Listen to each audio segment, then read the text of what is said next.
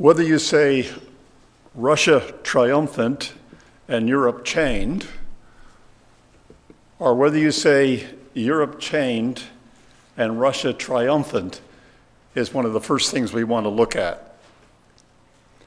Bible students, I say these things with wanting to make a couple disclaimers first. The Christadelphians aren't supporting either side of what's going on in Europe at this stage. And I personally do not have any personal ambition or any particular insight to say the remarks I have for you tonight. I'm just saying what Christadelphians have said for a long time. In fact, I'd like to start off by illustrating to you that this was said well over 100 years ago.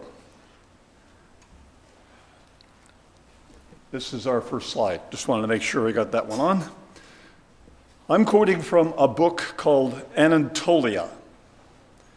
It was a book that was written in 1854 by John Thomas, the author of Alpha's Israel.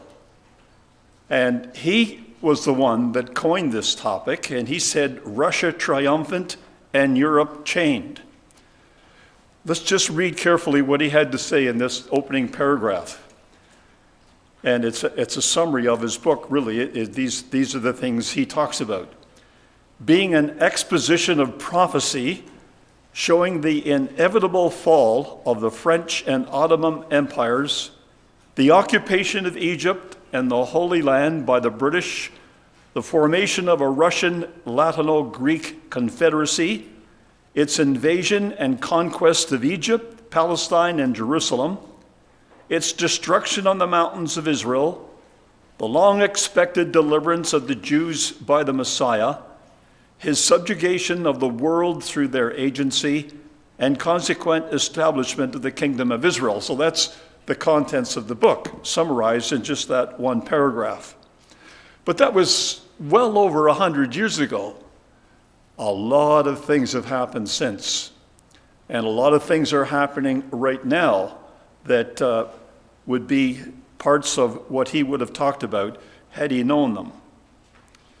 You see, back when he was writing, one of the interesting things about this was there was a Crimean War going on. And the Crimean War was involving Russia and Europe back in the 1853 to 1856. This is one of the things that we want to have a look at. It says, the immediate issue involved the rights of Christians in the Holy Land, which was controlled by the Ottoman Empire.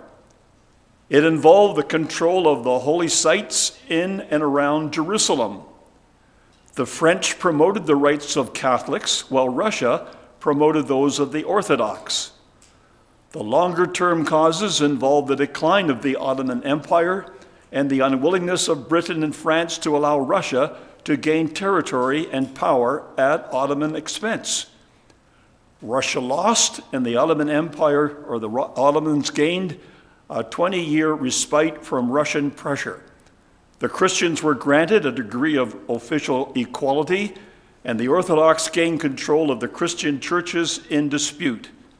Russia survived, gained a new appreciation of its religious diversity, and launched a reform program with far-reaching consequences. So that's really one of the outcomes of the Crimean War 168 years ago.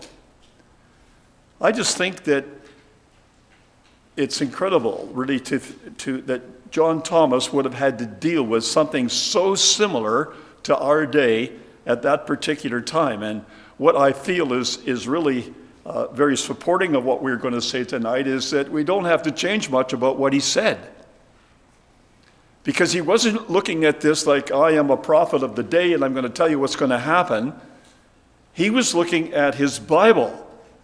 And he got what he was saying from the Bible. And Christadelphians, being the ones, or the group that he gave the name to, Christadelphian, have followed him in this. And we have reasoned and have seen, even today, that we don't have to really deal with very many things that he said in that book, except that there was a number of things had to grow to different proportions than he may have realized at that time.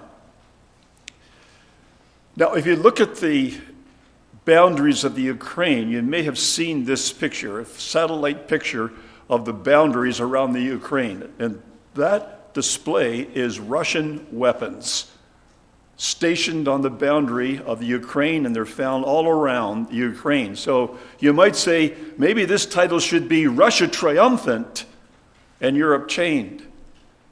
And I must say, I thought that would probably be the only outcome that we could ever expect, especially for those of you who can remember the days of the Soviet Union. You can remember the 50s when they were developing these huge weapons of war. We thought that the only way that this could happen would be Russia triumphant by overrunning Europe and taking control of the bunch. But when you see this, there's a different possibility altogether. Because here's Europe, not in chains literally. It's not as if there were chains all over the place, but there's pipelines.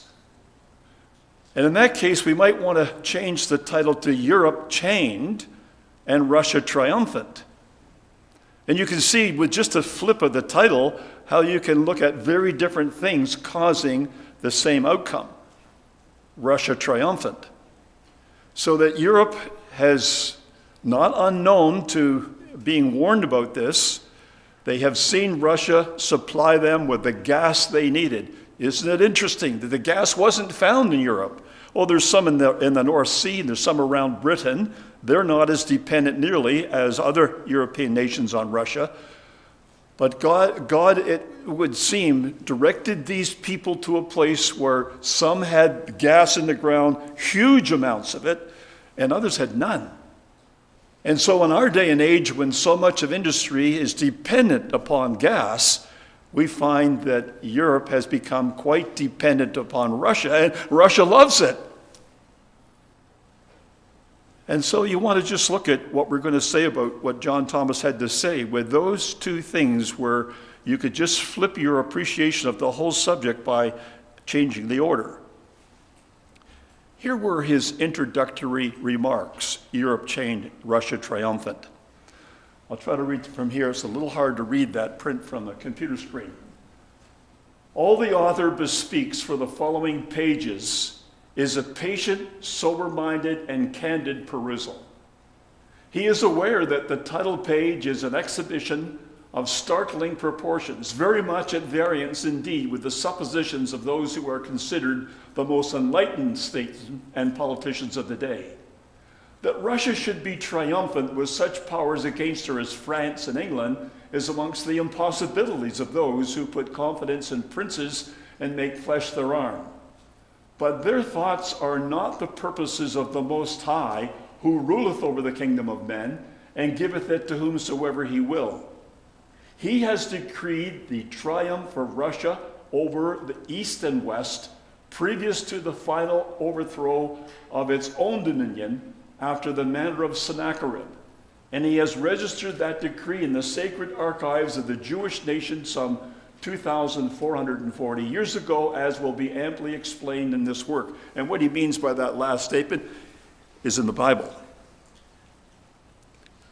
So against what politicians thought, against what people who match country with country and thought, well, they have greater power, they're probably going to overrun the others, John Thomas read his Bible. And he was able to say these things. He wanted to say these things because he felt this wasn't being heard, and yet this was probably a much more direct approach to understanding what would happen. Now, it's hard sometimes for us, I've been through this myself over the years, of wondering just how long it would take for these things to happen. And in Joel chapter 3, we get this preface of "in those days." Behold, in those days, and at that time, when I bring back the captives of Judah and Jerusalem, I will also gather all nations and bring them down to the valley of Jehoshaphat, and I will enter into judgment with them on account of my people, my heritage Israel, whom they have scattered among the nations. They have also divided up my land. Now, John Thomas didn't miss that. He recognized there had to be something that Russia would go up and rob, as it says later on, and other various prophets. But he didn't see this. We have seen it. We have seen that this city of Tel Aviv wasn't there. It was just sand dunes about 100 years ago. So quite a number of years after John Thomas wrote that book, Anatolia, this happened. And you'd wonder what he might have thought if he would be here today and see what's happened in the land of Israel and how it became a nation and how it's become a powerful nation. And that's sometimes the things that we have to learn to recognize in reading God's word. You can see that things must happen, but it doesn't tell us precisely exactly when it will happen. It gives us sequences, but it doesn't tell us the length of time between them. So that almost every generation reading these words expected it would happen in their day, and John Thomas did. And we expect it to happen in our day. In fact, when we see these things, we're looking, as our brother said tonight, you're listening to the news to find out if it happened today, because that's how imminent we expected this would take place. So that's a very interesting part to keep in mind as we go through these things. But you can't miss what goes on in that 3rd chapter of the prophecy of Joel. It says, proclaim you this among the nations, prepare for war. And proclaim this among the nations, prepare for war, wake up the mighty men, let all the men of war draw near, let them come up. Beat your plowshares into swords and your pruning hooks into spears. Let the weak say, I am strong. Assemble and come, all you nations, and gather together all around. Cause your mighty ones to come down or go down there, O Lord. So we see this happening, and we want to go on to just use this next few verses to illustrate the great difference between what many people think will happen and what is yet to happen. This has to happen first. For if you ever visited the United Nations in New York, you might notice that they have taken the words of Isaiah chapter 2, that people would beat their swords into plowshares and their spears into pruning hooks, and expected that's what United Nations would accomplish, without knowing that the prophet Joel tells us what happens first. He says, beat your plowshares into swords, your pruning hooks into spears. Let the weak say, I am strong. Now, we have to look at this and see whether this is really what you would expect and also what has happened. John Thomas never saw anything like this. He may have seen this, well, I'm sure he did, he wrote about it. But whether he thought that it would ever be what we see today is an unknown. Like he would never have dreamed of atomic war. That idea hadn't come to fruit at all until the Second World War. 1945 was the first demonstration of what could happen. And that's when they began to coin phrases like MAD, mutual assured destruction, so that people would never use atomic weapons. Because if a war started with those kinds of weapons, would anybody be left? Is what that really addresses, this idea of MAD. But we've seen it, and it's quite interesting that if you watch the news carefully, nuclear weapons are being talked about in this standoff between Europe, Ukraine, and Russia. So it's something that would just remind us that don't feel like many people feel that this would never happen. This airplane, Russia claims, has a hypersonic missile. It's a match for this airplane.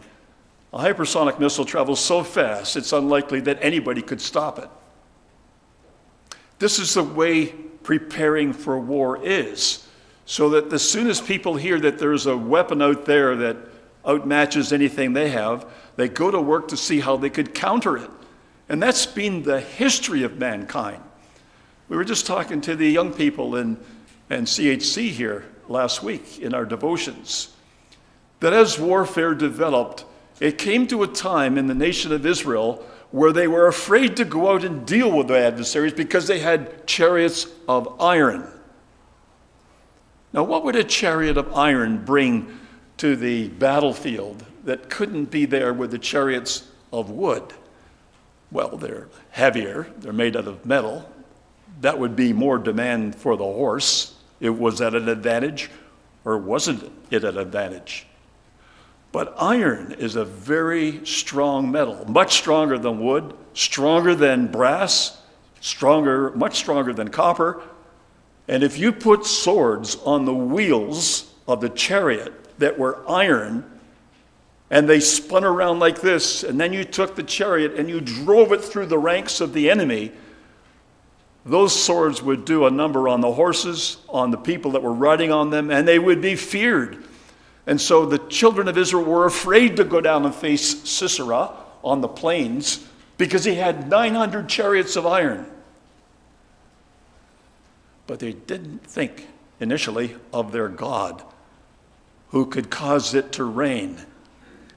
And when it rained and it overflowed the banks of that ancient river Kishon, it was mud everywhere.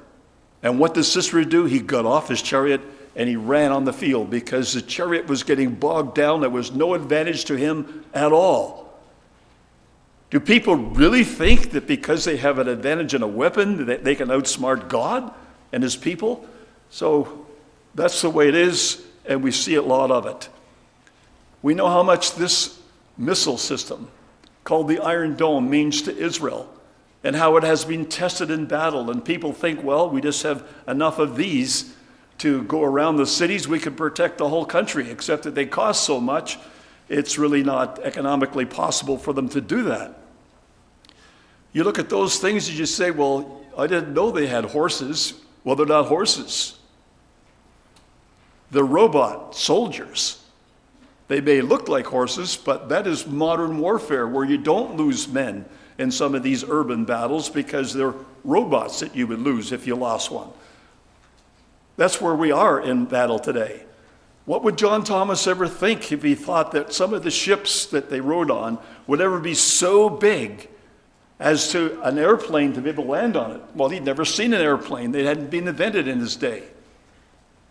And certainly an atomic sub that stays out there, or an aircraft carrier that stays out at sea, or the submarine that stays out at sea for months, possibly even years, would be something he might not have even dreamed of. I've ever thought it was possible. You can see how much people have advanced since the initial writing of that book in 1854. And then I've just the last one to close that picture off.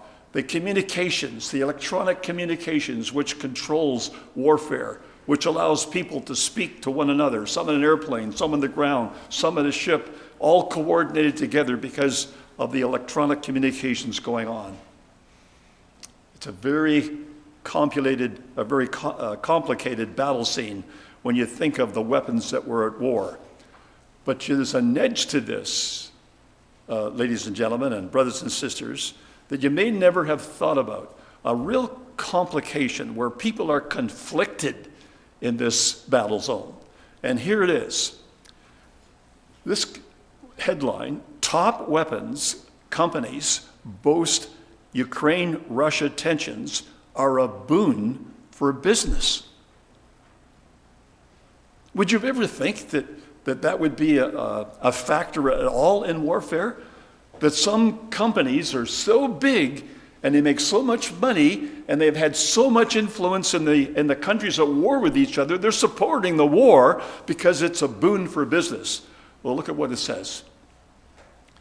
As the United States weighs more involvement in the growing conflict between Ukraine and Russia, some of the largest weapons companies in the world, Raytheon and Lockheed Martin, are openly telling their investors that tensions between the countries are good for business. And General Dynamics, meanwhile, is boasting about the past returns of the company has seen as a result of such disputes. The statements come as the U.S. government escalates arms shipments to the Ukraine among them being the Javelin missiles that are a joint venture between Raytheon and Lockheed Martin. House Democrats, meanwhile, are trying to quickly push through a bill that would significantly increase U.S. military assistance to Ukraine and impose new sanctions on Russia. But did you ever think that the reason for it could be complicated enough to get people who were supporting both sides, because a war is good for business? That's war today. When God said through the prophet Joel, "Wake up the mighty men and prepare for war," this is all part of it. Look at this. A headline that said, "Russian entanglement of Europe." And this is the area of Europe chained, Russia triumphant. How Europe's titans of industry became Putin's puppets. Daily Telegraph, January 22. So it says, charm offensive in Germany and Italy has helped Russian president divide EU's Ukraine response. That was the title of the article. And it went on to say, as the Italian government and its allies warned Vladimir Putin against invading Ukraine, the captains of Italy Incorporated sat down for a cozy meeting with the Russian president.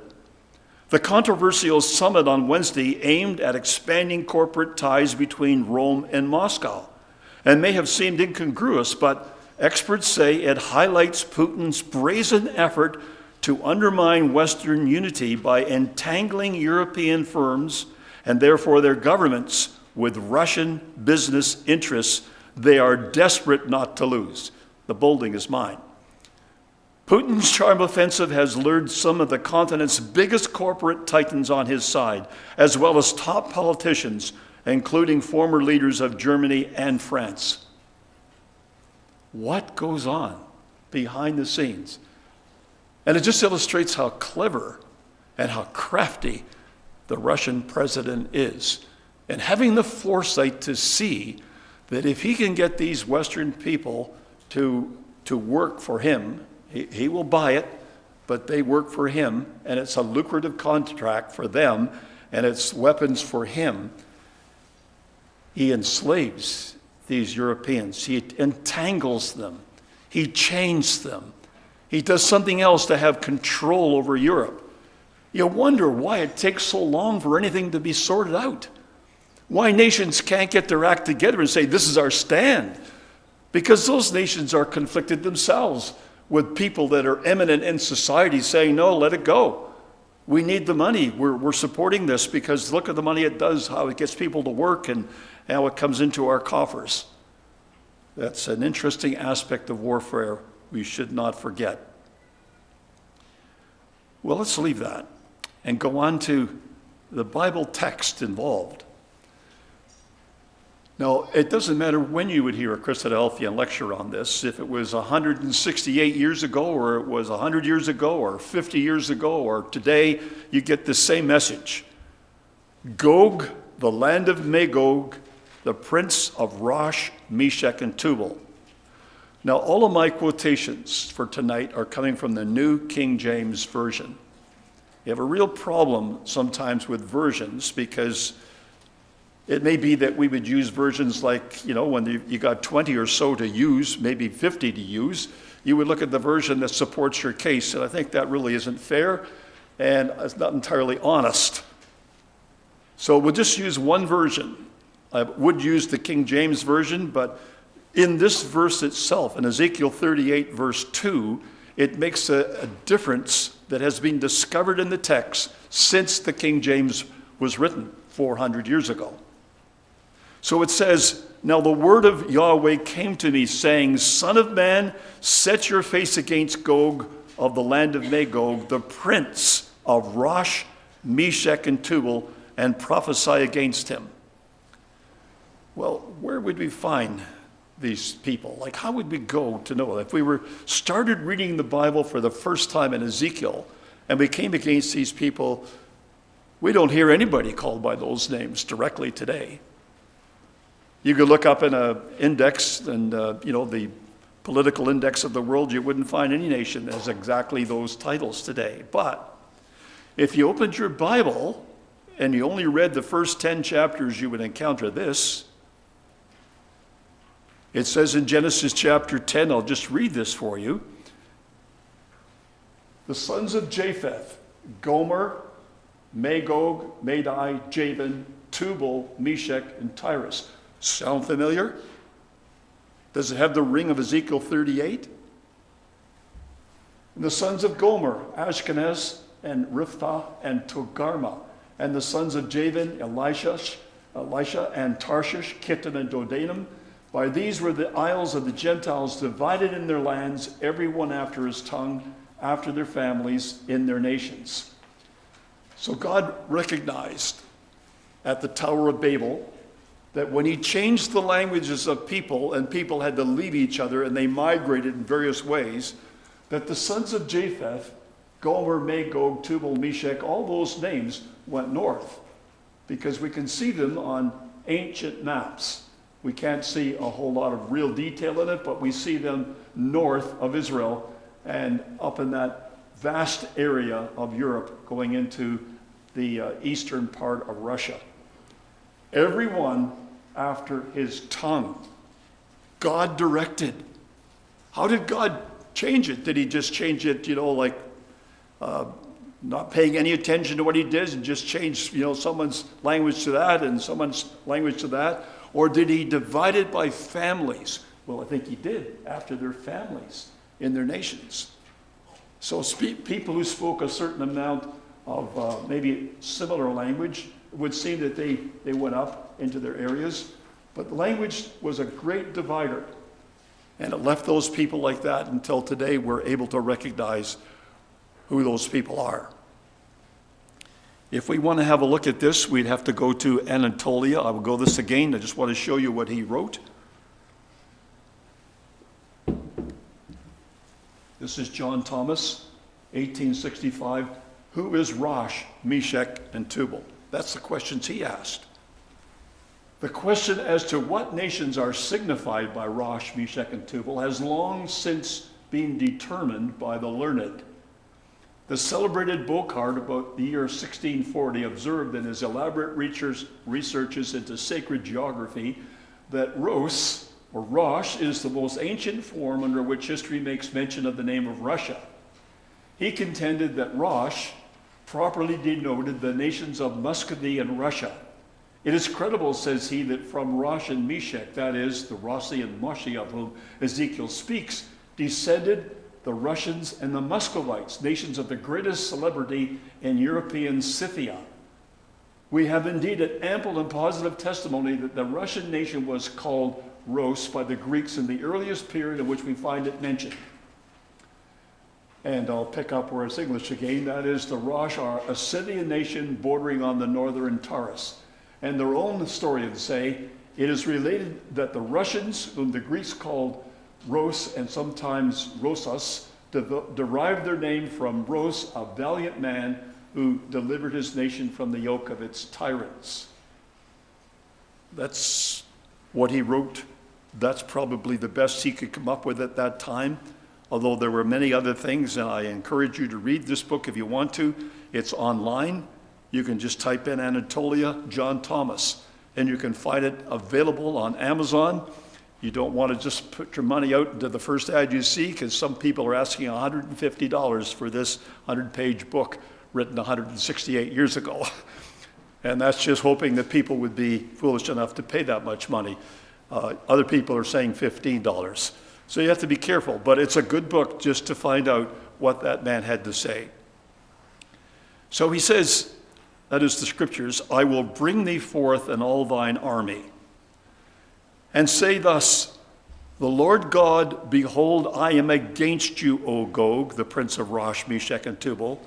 I will turn you around, put hooks into your jaws, and lead you out with all your army, horses, horsemen, all splendidly clothed, a great company with bucklers and shields, all of them handling swords. Now, people that were able to read this sword in their day all had a picture of what that would mean. So some people would actually see riders on horses as the warriors of the day. Some people would see how splendidly they were dressed, and we find in certain places in the biblical record, especially about the Assyrians that came up against Israel and the Babylonians. They were very brilliantly colored, the clothing that they wore. And that was effective in putting fear into the people that saw them come up. And so it says something that has puzzled myself as well as many other Bible students. It says what it would mean in verse 4, I will turn you around and put hooks into your jaws. Now, to put hooks in a person's jaws is speaking of the way a captor would take the captives. And it's an awful thing to even think of how you'd put hooks into a person's jaw and you would lead them on by ropes. You certainly wouldn't want to try to break away. They were captives. I don't know to what extent that was done or whether people were ever released from it or if they ever survived it with the infection that might have come from that kind of behavior. But it's the way to understand you take a prisoner. And so God is saying to Russia, I will turn you around and put hooks into your jaws and lead you out. So Bible students will always look at this confrontation that's going on in Europe, whether it just fizzles out here and starts up again, or whether it starts here and just keeps growing, we do not know. But they will always look at it as God started.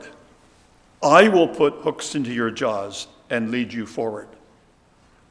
So that is one of the things that we're thinking about, and I found it very fascinating to have a look at this slide, because you might expect that Putin has an office somewhere where he has access to be able to see people on a screen, because that's the modern way to communicate with people without having to come to you, and especially with this COVID pandemic, where people would have to come with a mask on. You see, he's not using a mask. He's the only person in the room, though there may be others.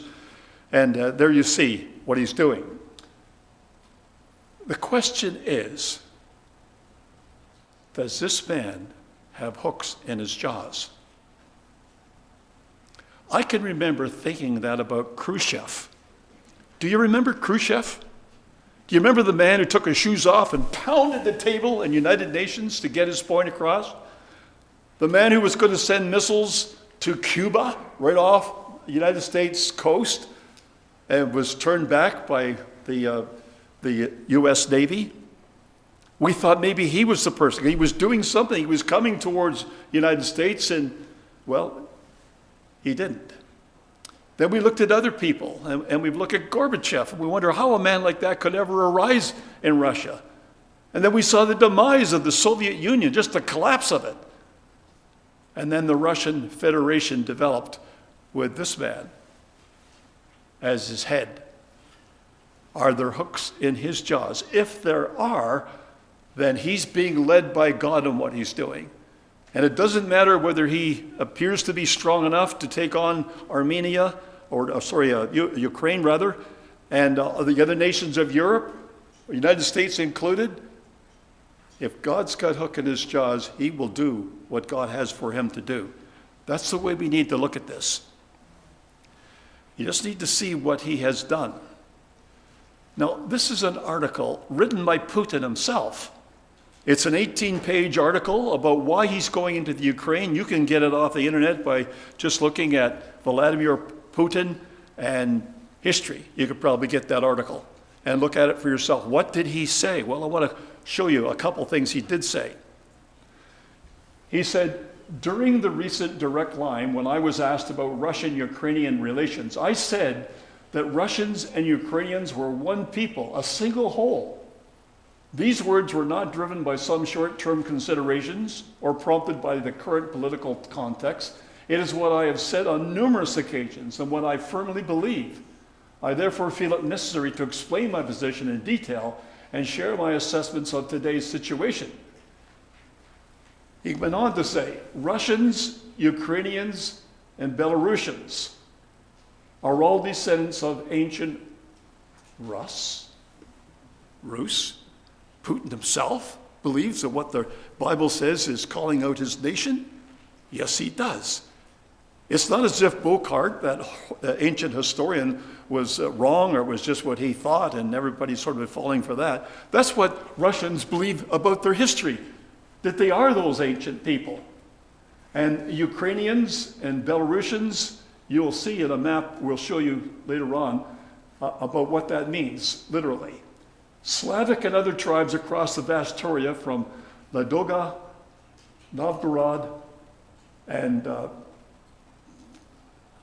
learned how to pronounce that, quite forget how it was, just very simple, like a cough or something, and to Kiev and to Chernihiv were bound together by one language, which we now refer to as Old Russian. Economic ties, the rule of the princes of the Rurik dynasty, and after the baptism of Rus, the Orthodox faith. The spiritual choice made by Saint Vladimir, who was both Prince of Novgorod and Grand Prince of Kiev, still largely determines our affinity today. Now, it's really very interesting to see how Russia and how rather Putin claiming about Russia are part of the Orthodox faith. Now, that's another subject altogether, but it is a very interesting subject to see how the Orthodox community, which were not from Rome, they were from Constantinople. And when that city was overrun and Christians had to flee for their life, they went north to Moscow. And that's what National Geographic says. There was an article, I remember reading this, about the Third Rome. So there's a point to be made in what he's saying. He sees a religious tie to the Christian church as something worth defending. How that might be played out, I don't exactly know, but it's interesting just to see it at this stage. Now, the Bible says that Russia is to be a guard to these people.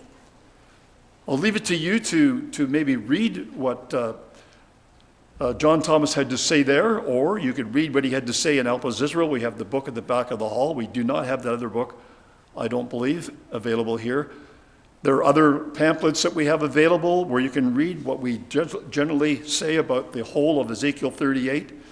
But Russia is to be a guard to them. Now, what do we make of this? Like, this is what our English translation says. He says, Persia, Ethiopia, Libya are with them, all of them with shield and helmet. Gomer and all his troops, the house of Togarmah from the far north, and all his troops, many people are with you. Prepare yourself and be ready, you and all your companies that are gathered together about you, and be a guard for them. Now, this idea that Gomer and all his troops, the best we could make of that is really the western part of Europe. That is speaking of France. It's speaking of nations that far west of where Russia in the east is. They are with them. And when you read this, it's kind of interesting, isn't it? Because it doesn't really give you the idea that he's dragging along people that are being dragged with hooks into their jaws because they're captives.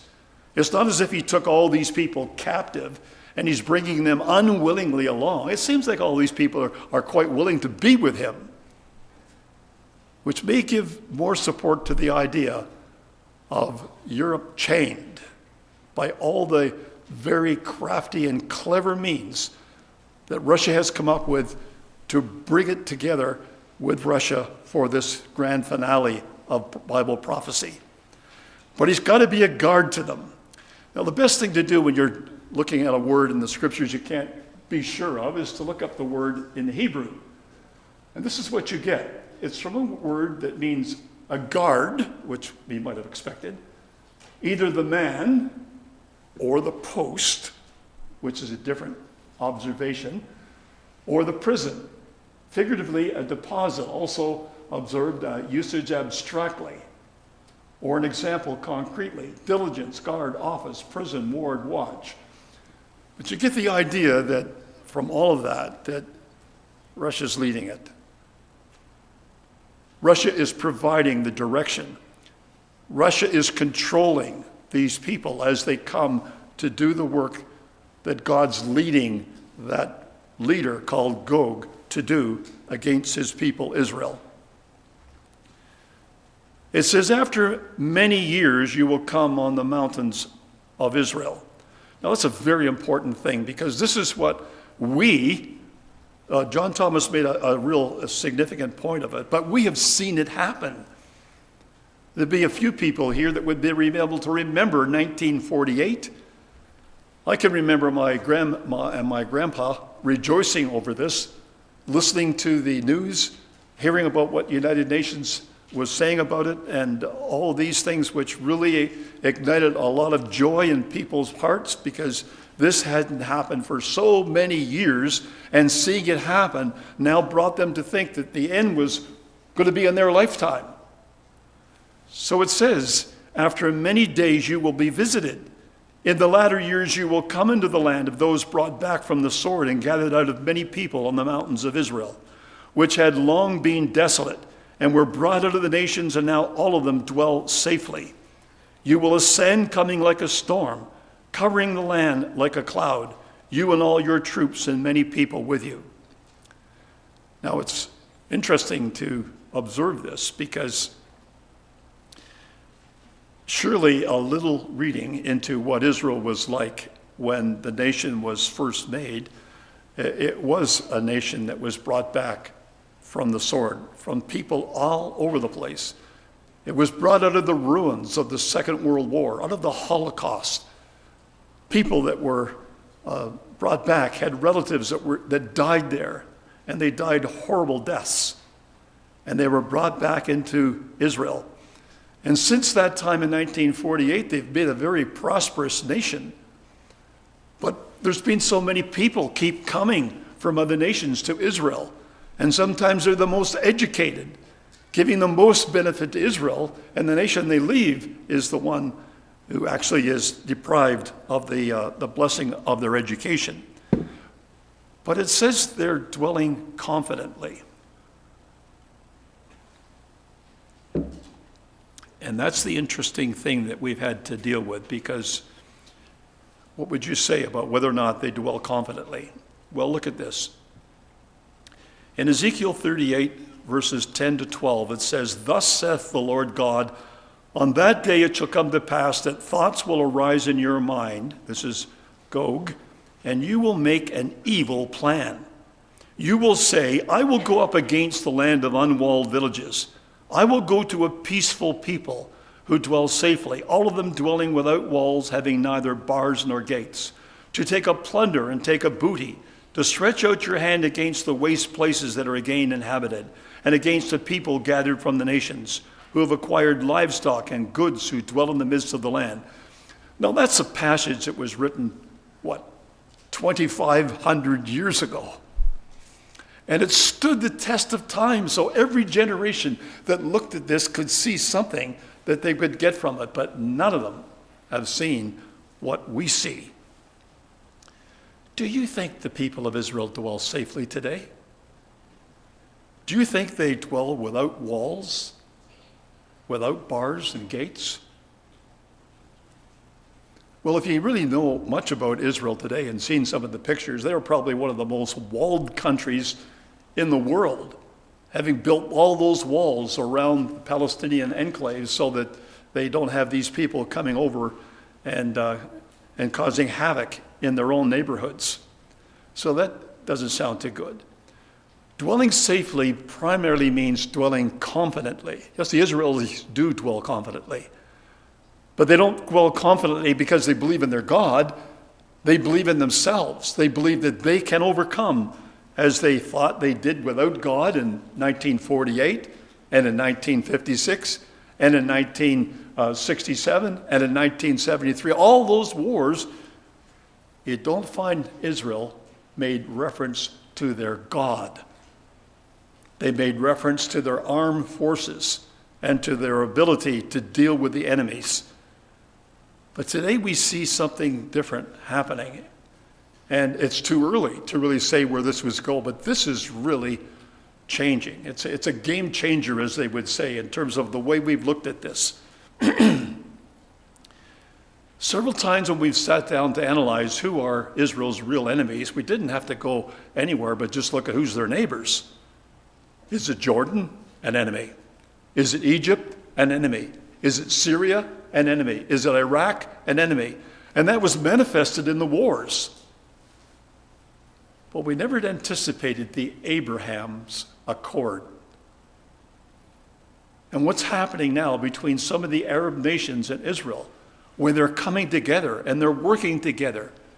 And the animosity that was there seems to be dissipating, except in Iran and nations allied with Iran.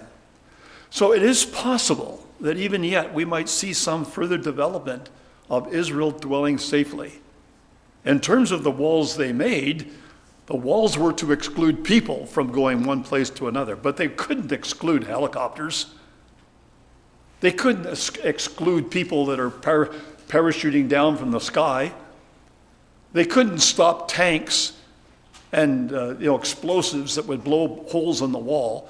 So really there's not much to those walls. They were built for the one thing, to stop people from moving back and forth. Now it's also interesting, and these are things we're just watching. We don't know how they will work out, but Israel is working on laser weapons. They may be ahead of the world on this, and expect that maybe within a couple years they will be able to defend their borders by laser weapons. The big difference is that instead of costing maybe $50,000 to $100,000 per missile with these Iron Dome missiles, this will cost a couple dollars every time they use it. And it can be used so much faster. It would be, as they say, a game changer for Israel to actually have a defense system in their land based on laser weapons. So we don't know how far that will go. We just know this is the way it will be found, that Russia and the nations with it will want to come up to take a plunder and to take a booty. I remember back in the days when we were dealing with the Soviet Union, we wondered what they would ever come up to Israel to get. Now, since then, if you've been watching history, there's been these huge reserves of oil found both offshore and onshore in the land of Israel. Huge, such that they're now thinking of sending gas off to Europe from Israel. We would never have thought of that back in the 50s or the 60s. And further, the nations look upon Israel as a very clever people who are able to help them in developing their businesses and giving them maybe an advantage in their businesses and competing in the world. And so Israel is looked upon as a nation worthy of taking plunder and to take a booty as the Word of God requires it. We'll just keep watching that one. But you have to watch this as well, because Gog, which we believe would be Russia, has already got bases in Syria. Now, it's interesting how they got those bases in Syria. If you just think about they were welcome to come into Syria, but on the basis that they would deliver Syria from what it seemed about a collapse of the nation. So Syria was glad to have Russia come to its aid. And so they gave them access. They gave them access to a port, and they gave them access to an air base, which you can see here, Latakia, the air base, and Tartus, the sea base. But over here in the blue circle, you see Hama. Now, Hama is described as the very northern border of Israel. Like the borders of Israel today are not the biblical borders of Israel. The biblical borders are, this shall be your northern border. From the great sea, you shall mark out your border to Mount Hor. From Mount Hor, you shall mark out your border to the entrance of Hamath, which is this ancient Hama, or this modern city of Hama, rather. That's the ancient city. So you can see that to the sea, this Navy base is right in the area that God promised to Abraham. So we have things that make us think maybe it could take a little time for this to happen yet. And other things that make us think this could happen very quickly, like the Russians are already there. And it's interesting what they're doing. There's about 140 ships that have come to this naval base in preparation to support if they move into Ukraine from the south. And so the Daniel chapter 11 prophecy that says they would come with many ships, we can see how they could use Syria, those ports, for the many ships. And what are the ships? Well, they're landing ships. They're the kind of ships that can allow a lot of troops to get into a land quickly instead of having to depend upon air and land. So I see that to be quite exciting. But here's another thing to watch. The president of Ukraine is Alexi Salinsky. Who is this man? Well, I'd like to read this to you. And this is from the Times of Israel. Amid renewed tensions between Russia and Ukraine, the leader of Ukraine drew parallels between his nation and the Jewish people at an event organized by the Jews in Kiev. We know what it's like not to have an own state. We know what it means to defend one's own state and land with weapons in hand at the cost of our own lives. President Volodymyr Zelensky, who is Jewish, said during a speech on Wednesday. Salinsky, an actor and comedian who was elected president in 2019, thanks to many moderates who hoped he would de-escalate the conflict with Russia, made the comments during the third annual Kiev Jewish Forum, which is being organized by the Jewish Confederation of Ukraine, a communal body with several partners. Now, that is interesting enough, but look at this little comment that was made along with it. And if I could just go back and get that here. In addition, Ukraine's ambassador to Israel, Yevhen Kornichuk, told the Times of Israel that Ukraine may recognize Jerusalem as Israel's capital. Wow. A goal Israel has been promoting intensively in recent years, pending some security-related conditions. Kornichuk did not specify those conditions and has not replied to the questions on the matter from the Jewish Telegraph Agency. Now, you don't know whether people do these things. They make remarks like this for political reasons. We don't know how serious they were. But if you make a remark like that public, is to certainly align yourself with Israel and the leaders of Israel. Did you know that Ukraine was bent that way with its leader? Well, you might also have noticed this headline. As Russia prepares to invade, an estimated 100,000 Russian troops massed on the border of Ukraine, Israel is preparing to evacuate some 75,000 people living in eastern Ukraine who are believed to be eligible for Israeli citizenship. In addition, an estimated 10,000 Israeli nationals are currently in the Ukraine. So here's Russia and Ukraine working on how to get Jews out of Ukraine if Russia moves in. It's just complicated. We'd never see it all together in news articles. We probably wouldn't even have thought this if we had read our Bibles. But it is interesting to see the connection between Israel, because that's where Russia is headed. Ukraine is just a means to get there. It's not the object. The object of the chains or the jaw hook is to bring Russia to Israel. That's where this great battle will be fought. Now, I wanted to just bring your attention to a few things that God says, because it's not the elevation of Israel, it's the elevation of God that will come out of all this. So in Ezekiel chapter 36, he says, I don't do this for your sake, O house of Israel. That's the bolded section. But for my holy name's sake, which you have profaned among the nations where you went. So God is not favoring Israel because of them, because of the people that are actually living it this day, but because of his holy name's sake, that he would bring Israel back to the land, and he would make of them a great nation, and they would believe in him. And if it can't be with the people that are coming, it will be with their children. That's the point that God's making. I will take from you, verse 24, from among the nations, gather you out of the countries, and bring you into your own land. He says, I will open your graves. In Ezekiel 37, he gave them this figure. In verse 11, he said to me, Son of man, these bones are the whole house of Israel. They indeed say, our bones are dry, our hope is lost, we ourselves are cut off.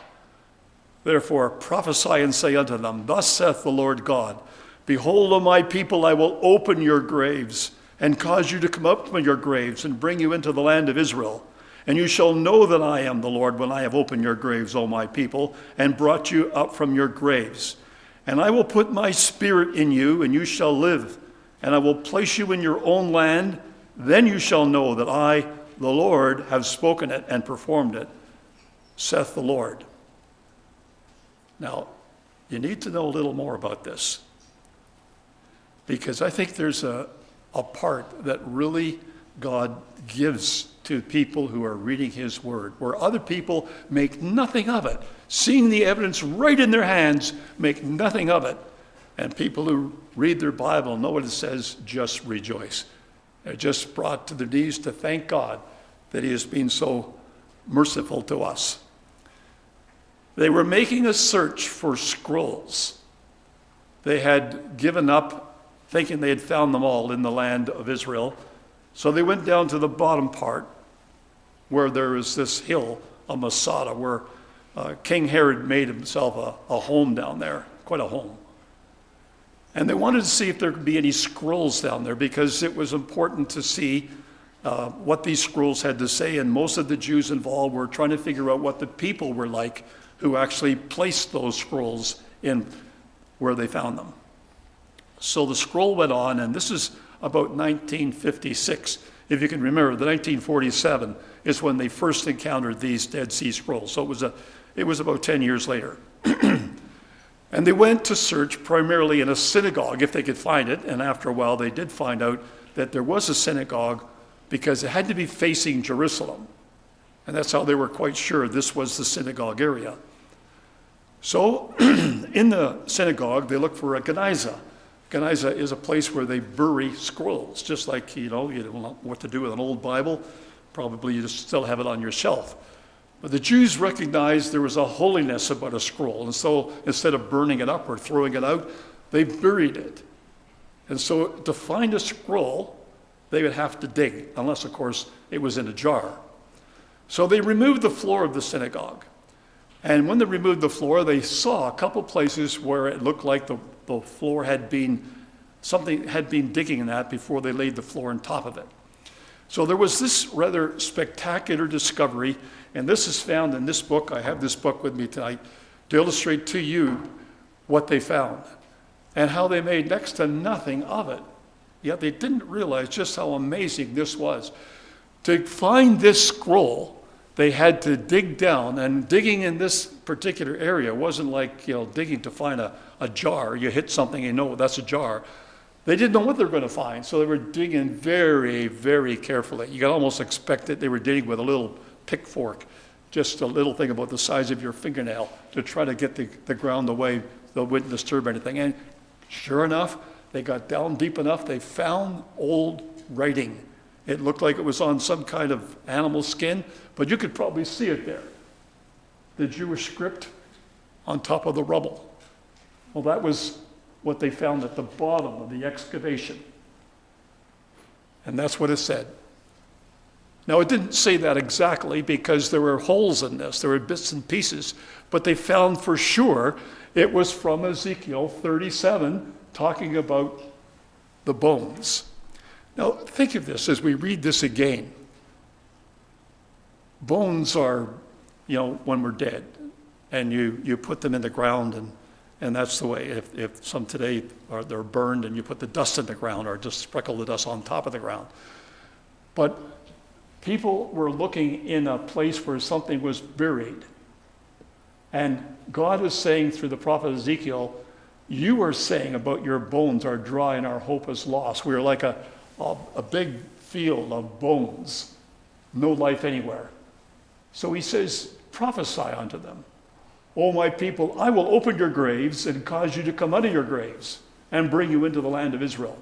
And you shall know that I am the Lord when I have opened your graves, my people, and brought you forth from your graves. And you will know, I will put my spirit on you, and you shall live, and I will place you in your own land, and you will know that I am the Lord, or Yahweh, and I have spoken it and performed it, saith the Lord. Well, you would just think that people would be absolutely elated. Imagine finding a passage that tells us that this would happen to us at the very time It's happened. This was 1956. 1948 was when the state was formed, so they all knew that Israel had come back from a lot of places. The state was there. Did they give thanks to God? Well, you read the book and see if you can find it. I couldn't. It was just pure archaeology. But for Bible students, you couldn't miss it. When we look at this map and you see what we're facing today, and you see the Ukraine out in the middle like this, and you see the Black Sea. Doesn't look black there, but that's the sea. And you can see that Russia took Crimea, this part. They've already got that part, stole that from Ukraine. If they could take this seacoast, they could shut Ukraine largely down, because that's the basis on which they ship their produce and receive their goods from other countries, is through the seaports on the Black Sea. If Russia gains that, they've gained control over Ukraine. You can see that the Russians are in Belarus, right to the north. So they got the north, they have, this is Kiev here, so they have their armies and that right up in this area, all ready to come down here. They figure that Ukraine would fall in a couple days with all the troops that they have around there. So we have a look at this, and you can see that what God's going to do is he's going to bring this group of nations down, and if they come out of the area where we see them to be up there, they were going to have to come down and come out of the Black Sea, and this is very hard to see when you see blue, which is normally the sea, and you see way up here, but they do have to come down into Israel, so they got to come through this area.